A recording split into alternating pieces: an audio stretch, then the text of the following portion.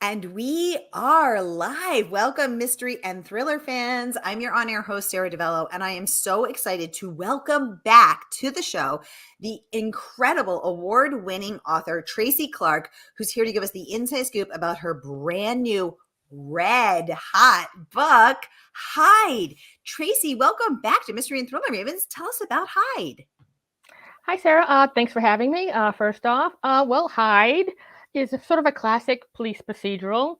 It features Harriet Foster, detective of our homicide team in the city of Chicago. And when we meet Harriet, she's sort of coming off sort of a weird time for her personally. And her first case in her new station with her new team, with her new boss, is a serial killer who is hunting the streets of Chicago, preying on redheaded women. And so this is her first case. She's probably not ready for it, but that's the case she's got. And then we follow her through to sort of figure out whether or not she can find these people and get these killers to stop doing what they're doing. So that's what Hide is about. The killer is sort of hiding the bodies in sort of weird places, hence the title. But it also sort of pings on Harriet as a character. She's also hiding on a personal level. So it sort of has a double meaning, which I sort of like in terms of title. So that's what Hide is about. So. Yay. Well, I have a lot of questions, and Right. I know everyone watching does too, and we're going to get into them in just a minute. I just want to welcome everyone who is watching with us. We're going live to 6 different destinations across Facebook and YouTube, so no matter where you're watching from, friends, you are in the right place. It is the right time. It is Mystery Monday, and because Mondays can be murder, we are going to make them a little less painful by talking about great books. So you know the drill if you've been here before. And if you're new, welcome. We're so happy to have you. Here's the skinny. If you have any questions for Tracy about Hide, about her new character, kicking off a new series with this detective Harriet Foster, just get the questions going in the comments. I'll get them right over to her. Julie, welcome to the conversation. She is saying, hi, Sara and Tracy. Hi, Julie. Great to see your name pop up. Erin, welcome to the conversation. Hi, Sara and Tracy. Hide is incredible. I like your profile picture there. It looks like you're hobnobbing with some authors at VoucherCon, I think. Let us know. Catch a Clue, aka Wendy, saying, hi, Sara and Tracy. Hi, Wendy. Great to see your name pop up. We have a mystery user saying, hello from Hull, Massachusetts. I loved Hide. Oh, thank you.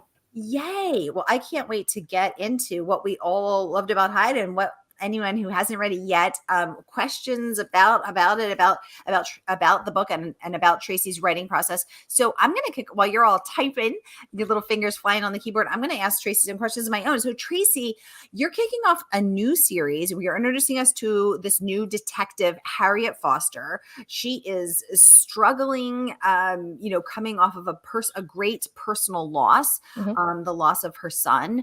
And she's trying to claw her way through that, and the loss of her partner. She's trying to integrate into a whole new department. She's got a lot on her plate, and now this guy is this killer is terrorizing redheaded women. So first of all, Tracy, we know you love Chicago. We know you love the city, but why redheads? What made you think of that? I don't know.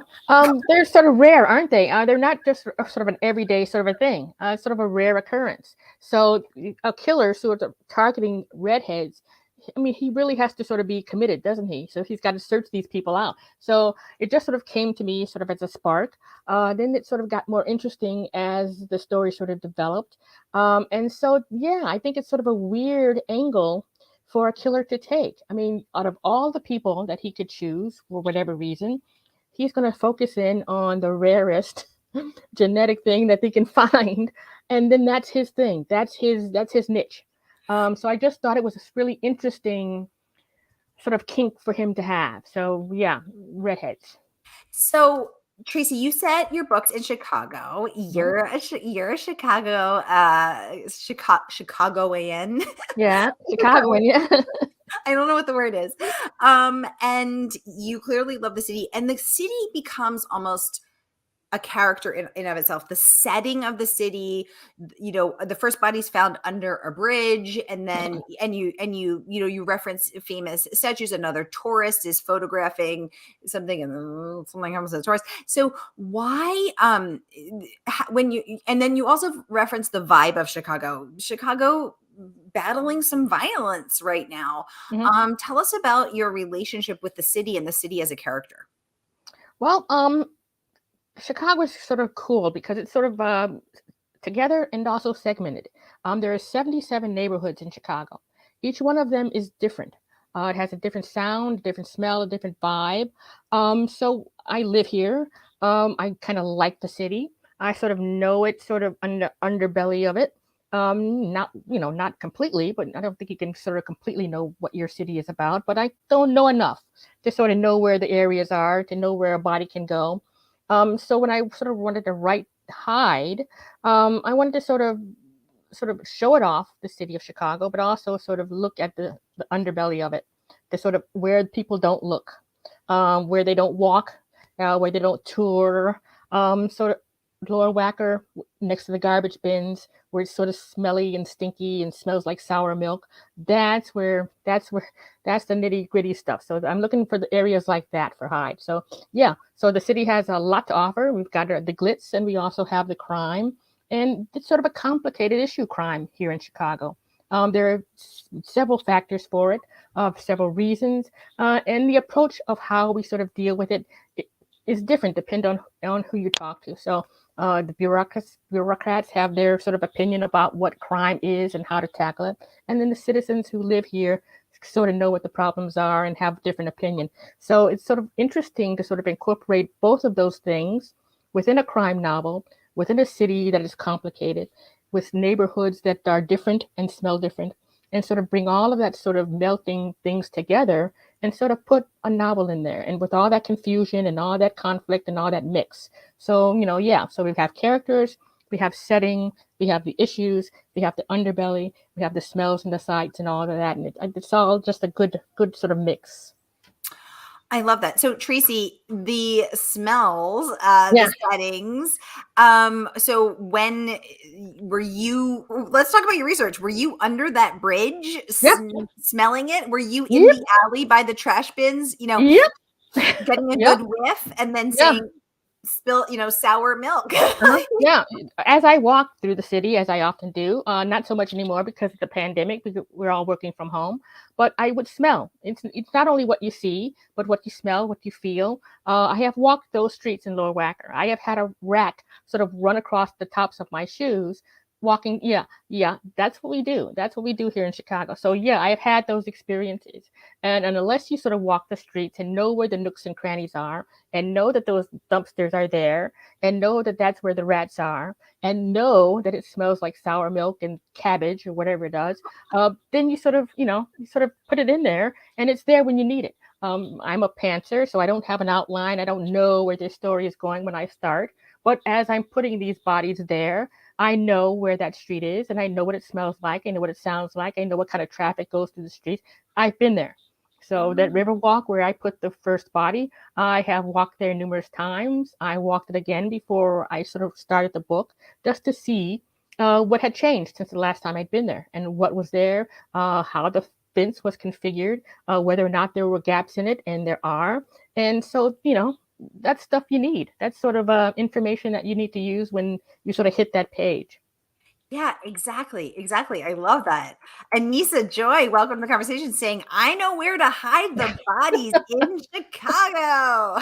I love that. Yes, indeed. So, Tracy, let's talk about why you hid the bodies where you did. Why did you put that first body under the bridge?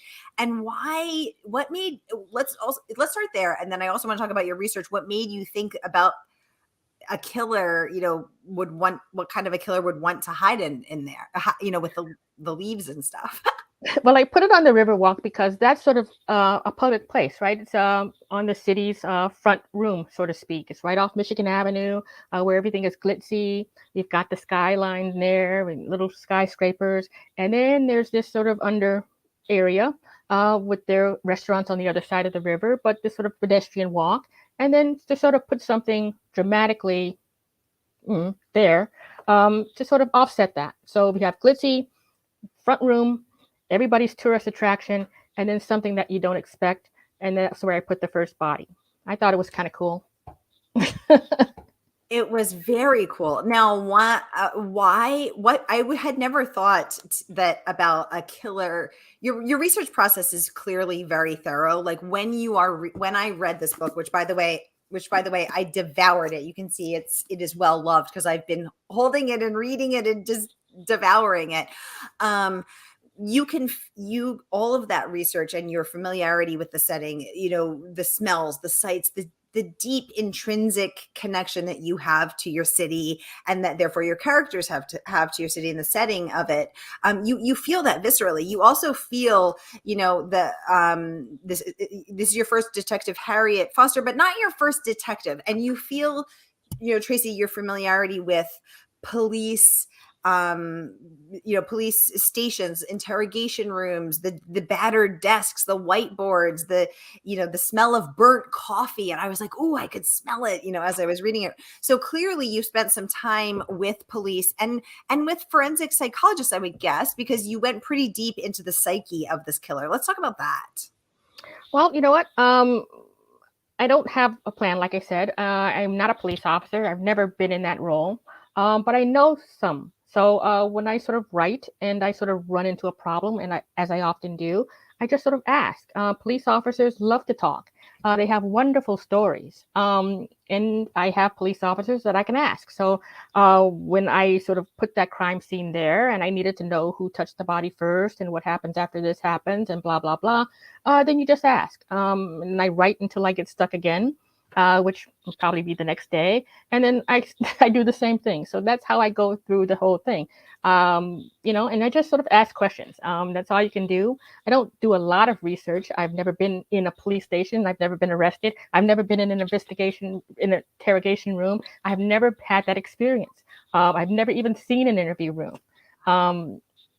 Fortunately, unless you sort of know somebody who can sort of walk you through that thing, they don't let you. There's not any tours that you can go through and say, "Oh, here's interview 3." You have. So I sort of make those things up. That's what the imagination's for.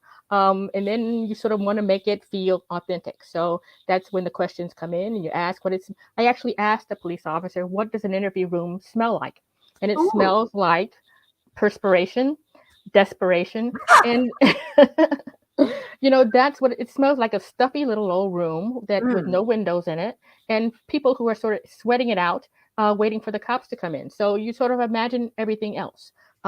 Just that's what you do. And that's how I kind of do it. I love that you asked him what it smells like. What does it smell like? Yeah. Yeah, because I actually thought you must have had someone, who let you sit in, Tracy, because it's so. It's not like I didn't ask. I did ask. Apparently, that's not something they do. Oh my gosh. Okay.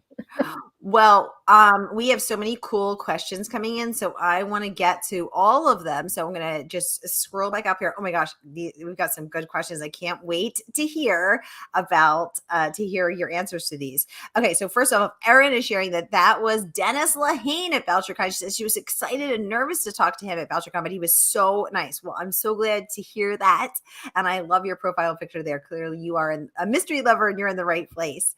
Anissa is saying she is joining us from South Carolina, and she is here for this conversation. Yay! We're so happy to have you, Anissa. Erin would like to know, Tracy, will there be any crossover from Cass's Chicago PD, Cass being Tracy's last character series, Cass Rains, private investigator, and Harriet's? Great question, Erin. That is a great question. I don't have any plans for it, but it might be a nice short story, wouldn't it? I might sort of look at that. Yeah, that's a good idea, Erin. Oh, maybe you should. Maybe you should include Erin in your acknowledgements if you do that, Tracy. I certainly will. Yeah, that'd be a good short story to have. Oh my gosh! Or it would be just so cool to see Cass popping up They'd probably kill each other, but it'd be fun sort of watching. in Cass popping up in Harriet's world, Harriet popping up in Cass's world. Oh my goodness! Yeah. Diane is joining us from YouTube. She says, "Good evening, Sara. Good evening, Tracy. Hi. So great to see you pop up there, Diane." And she has a question. She would like to know, Tracy, do you have any writing rituals? If so, what are they? Great question. Well, I'm come from a journalism background, so I don't have a lot of rituals. I just sort of get the job done. I do have one little thing I have. I sort of eat Twizzlers as I write, which I have one here, left over from this morning. 5:30 to 8, 5:30 to 8 is my writing time. That's all I have because I have my day job. So at 8 o'clock, I have my bowl of Cheerios and I swivel over to my day job. And if I have any ideas about the book I'm writing, I sort of write it on a post-it note and put it on my laptop, and it's waiting for me at 5:30 the next morning. But that's how I have to do it. So every day, 5:30 to 8, that's when I write, and hopefully something good will come out as I'm doing that. I have my Twizzlers and my V8, my glass of V8 in the morning, and that's my thing. I don't do a lot of fancy things. I don't have to circle my desk 3 times or, swing a chicken over my head. I just sort of sit down at my desk and my laptop with an idea, and then whatever comes out for that 2.5 hours, that's what I got for the day. And then that's how I do it. Pick my way all the way through to the end. So first of all, I love Twizzlers too. And I'm going to need to know, like, is it that you eat them as a reward, like one page, one Twizzler, yum, yum, yum, yum, yum? Or is it like, oh, No, that's a good scene? Or do you just constantly mow the whole bag as you go? I I eat need to I know. eat a little bit as I write. So, you nibble. Let's see how big it is. This is the half of one left from this morning, but the whole one. So by the time you get to the end, right? By the time you get to the end, hopefully you've got something good. Oh, So so there's only one Twizzler per one session. Twizzler, yeah. So Oh, so if you're having a tough day, there's never a 2 Twizzler day. there has been a 3 Twizzler today. But it just depends on what you're writing, where you are, where I am stuck, because again, I don't have an outline. So if days are going smoothly, I might not even need a Twizzler. I mean, it might just sort of fly to that 2.5 hours. If it does not, the Twizzlers are here, and I do not limit myself. Whatever I need to do to get that 2.5 hours in, that's what I do. I love it. Diane is saying red Twizzlers, absolutely, and chocolate Twizzlers, delish. I've never had the chocolate one. I've only had the red I can ones. only do strawberry. Can't do cherry. I can't do chocolate. It's got to be strawberry Twizzlers. Just the original. Okay, okay. I'm seeing there are some Twizzler rules that I Twizzler. that I did not know Keep it about. simple. Keep it simple. And Diane is saying, "Whoo, go Tracy! Talk about dedication." Absolutely, absolutely. And Nisa says, since setting is so important to this book, did you start with the setting, or the characters, or the plot? Great question. Good question. I start with an idea of what the case is going to be about, the murder, okay, a body. And I also start with characters because my stuff is mostly character driven. So I have to have a character whose shoulders I can sort of sit on and sort of go through the story. So Hyde started with the body on the Riverwalk, and then whoever the investigators are going to be. And it took quite a while for me to sort of find Harriet after sort of having the other series. I had a PI who was sort of, loosey goosey with the rules and, breaking into people's offices and doing all that little weird stuff PIs do. But Harriet is the law. She has to follow the law. And I sort of had to learn what police officers do when they do it, how much they can do, how much they can't.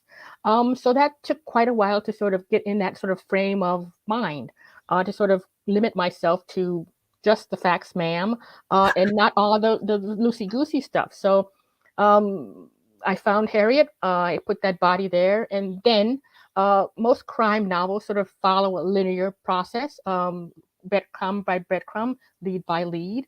And so it's sort of easy to sort of go along those lines. So she had the body, she has the case, she has the team, she has what she's bringing to it, and then you just sort of follow it through. So through Harriet's eyes, we find out what happens when those bodies start to fall.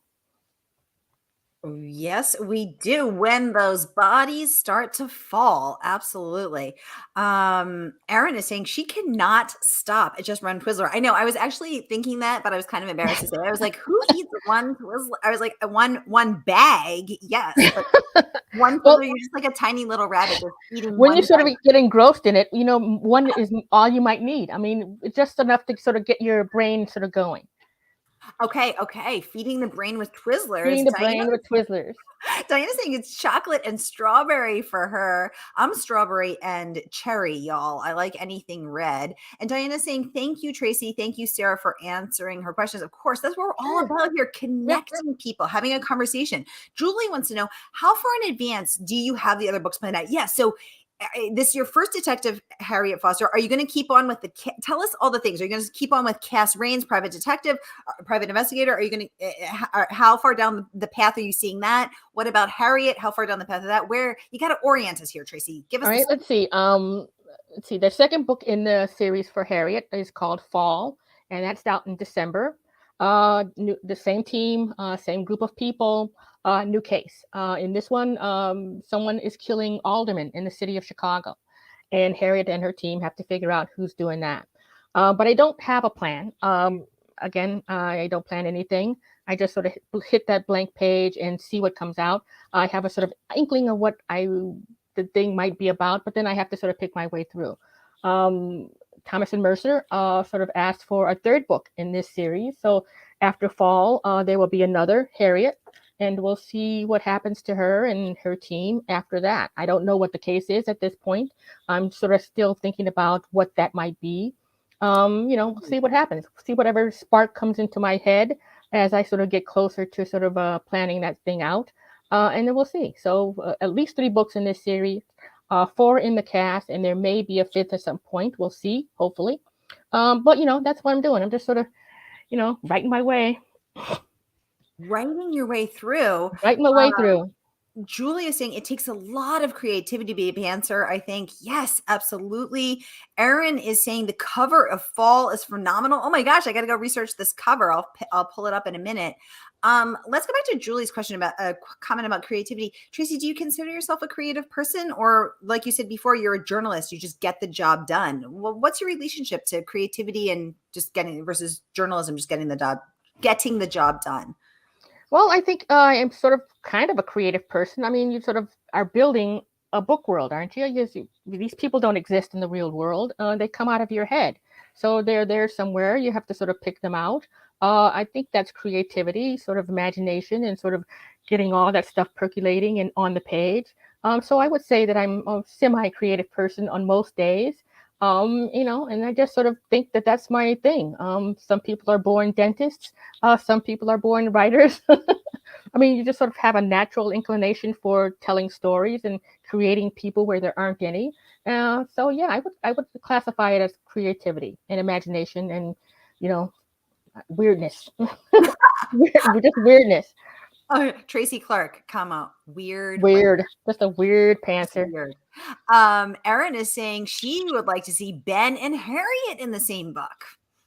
Oh, you're just looking for these mashups, aren't you, Erin? That might be good too. I mean, if we're putting Cass and Harriet together, then Ben would certainly have to come with Cass. So yeah, I can see that happening. Ooh, I'm excited. And I can't wait to see Erin in the acknowledgments, and we'll know that it all happened right here on Mystery and Thriller Mavens, y'all. Diane wants to know, how do you celebrate on release day and week? And also, how do you decompress when you finish a book? Yeah, because Tracy, it's so much. I mean, especially you're writing from 5:30 to 8, then you're working your day job, then you're back at your computer, back at your desk, 5:30 to 8. How do you celebrate? How do you decompress? Give us a scoop. I don't think I do much of celebrating. I just sort of glad it's out there. It's sort of letting your baby sort of get out of the house. So you're excited to sort of see it hit the streets. But a lot of stuff comes after that. So you have to sort of launch, and you have to sort of go out there and sell it and make sure that people know it's out there and sort of help it along. And that's the business side of it. So you're glad it's out. You're glad you're done with it, because by that point you've read it I don't know how many times, and you're sick of it personally. I mean, you just don't want to see it again.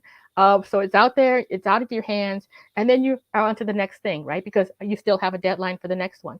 So that was kind of like it was for Hyde. I mean, it's out there, launch day, yay, it's wonderful. It's out there, the book baby's gone. And then you have revisions for the book that comes out the next year. So it's kind of like making donuts at the Dunkin' Donuts place. It's always time to make the donuts. So, there's not a lot of time to sort of kick back and sort of, sigh or anything like that. You still have something else to do. So it's good. But then you have to sort of quickly move on to the next thing. Absolutely. We have a mystery user who would like to know, did you consult with the Chicago PD or ever hang out at a precinct to get that flavor? I did not hang out at the precinct, but I do consult with detectives all the time. We get stuck all the time because I don't know what they do. I've never been a cop. Mm, So I ask. That's where the questions come in. I have a couple of police officers in my family, friends of friends. So when I get stuck, and I often do, I would just sort of text or pick up the phone or send an email. What would you do in this situation? mm. What happens here? Who takes it from that? What would you do in this? What happens in an interview room? What does it smell like? Stuff like that. So I ask, and cops love to talk, as I said. They will talk your ear off if you let them. So which is a good thing for writers. Just if you know a cop, tag a cop. You cannot go. You cannot go wrong. Well, thank you for sharing the magic behind the mystery. Oh, and our mystery user is revealing that she is Marcy McCreary. She's not sure why her name's not showing up. Facebook has so many crazy privacy rules now, Marcy. No worries at all. Thank you for revealing your identity, staying hidden no longer. Speaking of hidden, y'all, Hide is out now. Grab your copy from our favorite woman-owned independent bookstore, Murder by the Book. And here is that link. No matter where you're watching from, on Facebook and YouTube, click and order. You guys, I loved this book. I love a police procedural. I like to feel like I am, little known fact, Tracy doesn't know this yet, but I am Harriet's partner. I'm her secret partner and best friend, and we work together. So I am on the beat with her solving this mystery. And it's so fun because you're getting the clues and you're racing the pages and racing Harriet to try to figure this out. I did not figure it out. Harriet's smarter than me, so she figured it out first. But you guys, that's what I love about police procedurals, is that you're on the beat, you're in the solving the mystery too. And so grab your copy and you too can solve the mystery. There again is link.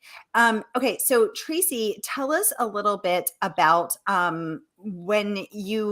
when you're planning out your next book.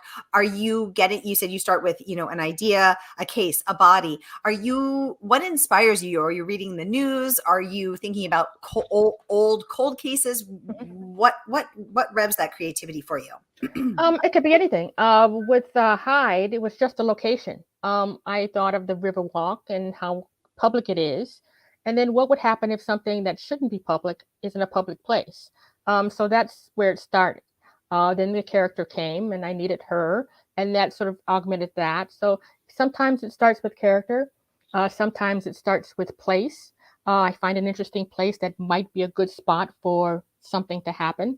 It just depends. For the last book that I did, the idea for that sort of came from a small newspaper article about runaways. Didn't amount to much as I read it, but it sort of stuck with me in my head. So when I sort of looked around for an idea for the next book, runaways seemed like a nice topic to sort of look into. And then a little research had to sort of follow that. But that's how that book sort of germinated. I mean, it just can start anywhere. Anywhere you go, anybody you talk to, anything you see or listen or hear.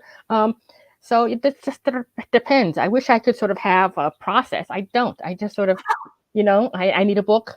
The book is there. My deadline's looming. I need an idea. I need a body. I need a case. And I just sort of come up with something and hope it works. And if it doesn't, I go back and delete and start again. And if it does, hey, I'm ahead of the game. And then I can just keep going forward. So, it's a weird way of writing.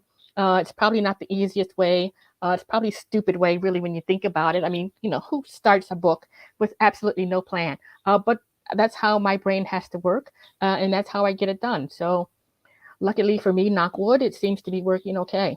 Well, it sure does. Let's take a peek at some of the amazing reviews that your book has gotten. Kirkus raving. A Chicago cop still mourning her late partner transfers to a new precinct just in time to catch a truly creepy case. Solid work from a writer who knows the dark side of the Windy City. Congratulations on that rave review from Kirkus. And Publishers Weekly also chiming in. Detective Harriet Foster's dogged approach to catching killers will resonate with Michael Connelly fans. High praise, Tracy. May the wait for the second Harriet Foster police procedural be brief. And now we know it is going to be brief. It's only 11 more months until December. Yay. And they're not the only ones raving. Let's pop up Jess Lowry. I'm just going to pop it up very briefly because it's a big one. Hyde is an astonishing crime novel that broke my heart and then sewed it back together again stronger than before. It hits all the right notes. A captivating protagonist up against a nightmarish serial killer. Their hunt played out across Chicago, so immersive, so flawlessly rendered that you can hear your own footsteps slapping the streets while managing to create something completely unique. One of the best books I've read in years. Amazing review from wonderful. Jess Lowry, the Amazon charts topping author. And then she's not the only one. Laurie Day Raider saying Tracy Clark's not so hidden talent is for conjuring characters who are engaging and achingly real. Detective Harriet Foster is a stellar recruit to her new team and to our crime fiction shelves. Hyde is a page turner with heart. Wow. And so deserved, Tracy. I can't tell you. I just, I love all your books. I've had you here 3 or 4 times and I think this is your best book yet. I absolutely loved it. And I'm recommending it to everyone. Thank you so much. So y'all, here's the link one more time because we are out of time, but grab your copy now. You too will want to immerse yourself in the world of Detective Harriet Foster and Chicago. So here's the link one more time. Tracy, thank you so much for coming back to Mystery and Thriller Ravens, giving us the scoop on your creative process, your Twizzler addiction, one Twizzler at a time. Harriet Foster, all the things. Y'all, thank you for joining me for Mystery Monday, and I'll be back at the top of the hour with Jane Harper, live from Australia. You're not going to want to miss that. Tracy, come back when your next Detective Harriet Foster is out. I loved it, and I can't wait to read it. Thank you so much for having me. Thank you. Oh, Wendy is saying thank you, Sara, and Tracy. Diane saying thank you, Sara. Thank you, Tracy. Have a wonderful evening. Good night. Thanks, everybody. Thank you all for joining us, and I will see you soon. Bye-bye.